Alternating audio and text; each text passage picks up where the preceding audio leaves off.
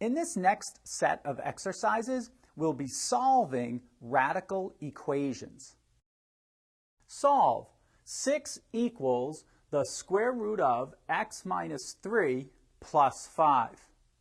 The first thing we need to do is to isolate the radical, so we need to subtract 5 from each side, giving us the result 1 equals the square root of x minus 3. Now that we've isolated the radical, we will square both sides. So 1 squared and the square root of x minus 3 quantity squared. Well, of course, 1 squared is 1, and the square root of x minus 3 quantity squared is just x minus 3. Now, we want to isolate x, so we add 3 to both sides, and we get 4 is equal to x.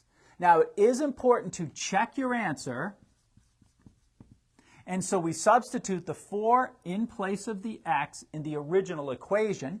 That gives us 6 equals, question mark, the square root of 4 minus 3 plus 5. Well, the square root of 4 minus 3 is the square root of 1. The square root of 1, of course, is 1.